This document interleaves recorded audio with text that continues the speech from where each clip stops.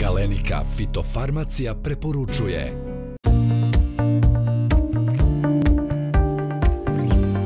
Hladno vrijeme tokom perioda setve soje i drugih jarih usjeva dovelo je do usporenog klijanja semena, a potom i do usporenog i otežanog nicanja soje. Međutim, čak i pri ovakvim uslovima korovi klijaju i masovno niču nesmetano pre ili istovremeno sa usjevom soje. Topli period koji predstoji povoljno će uticati na porast soje, ali i na ubrzan porast korova.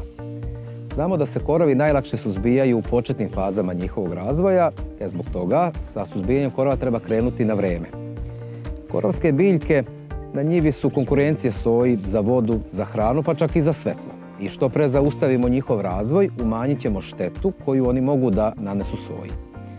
Herbicid Ritmix Plus namenjen je suzbijanju širokolisnih i nekih uskolisnih korova u soji u širokom vremenskom rasponu, od samog početka razvoja korova pa sve dok soja ne obrazuje drugu, odnosno treću trolisku, ali uvek vodeći računa o veličini korova i moment tretmana prilagoditi porastu korova.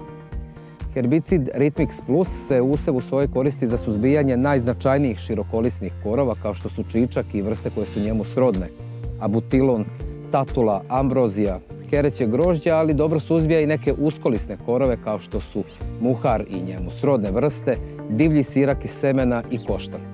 A istovremeno potpuno je selektivan prema soji. Optimalan učinak u suzbijanju korova u soji postiže se dvokratnom primjenom herbicida Ritmix Plus, pošto na taj način postižemo dugotrajnu i potpunu zaštitu usjeva od korova. Prvi tretman, odnosno prva doza herbicida Ritmix Plus od 0,9 litara po hektaru može da se primjeni već nakon nicanja većine korova na njivi, pa sve dok soja ne obrazuje treću trolisku. Drugi tretman, odnosno druga doza, primjenjuje se najčešće u razmaku od 7 do 14 dana nakon prvog tretmana, koristeći ponovo 0,9 litara po hektaru herbicida.